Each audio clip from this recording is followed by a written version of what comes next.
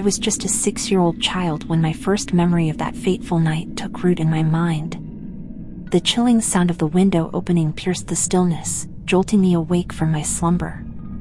Confusion engulfed me as I was swiftly woken up and ushered out through the window.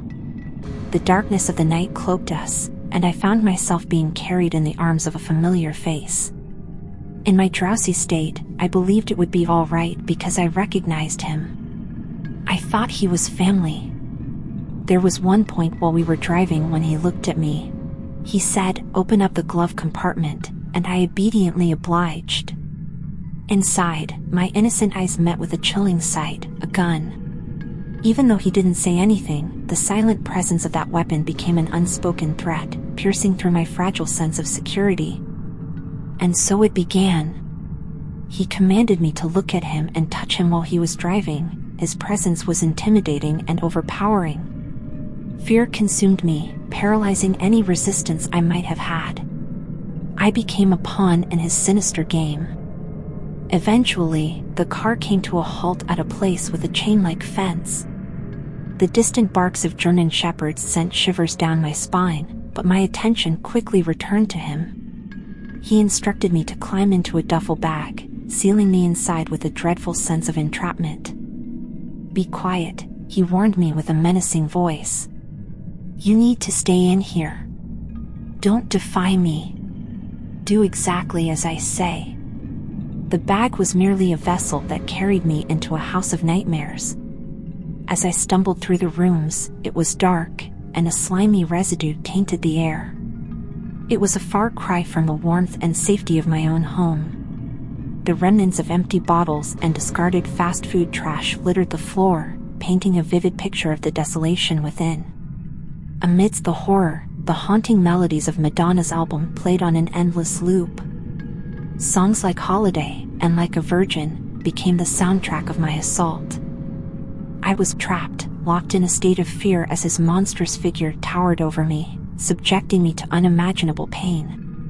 His menacing presence and strength overwhelmed my tiny frame. I pleaded with him to stop, but my cries were ignored.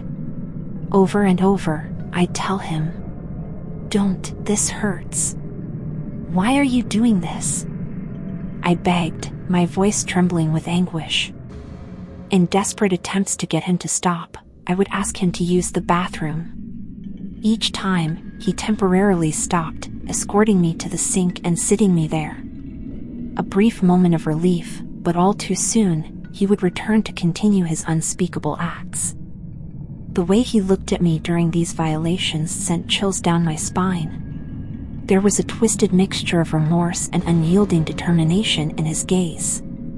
It was as if he was silently conveying, "I'm sorry for what I'm doing to you, but I won't stop."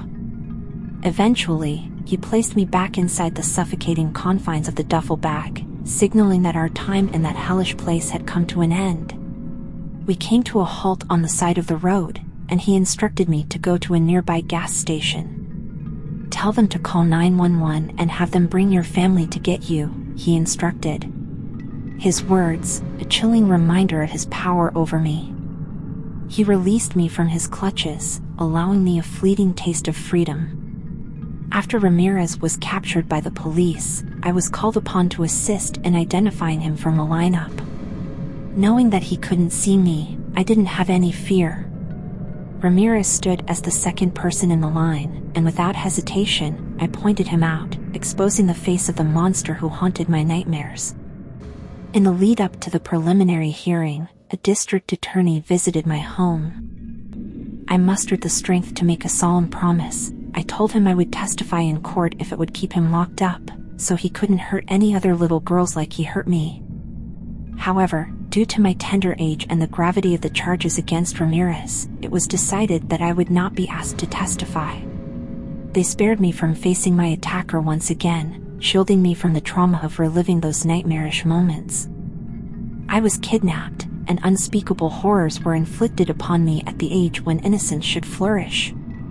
Yet, against all odds, I emerged from the depths of darkness. I grew up, pursued an education, built a family, and refused to let the scars of my past define me.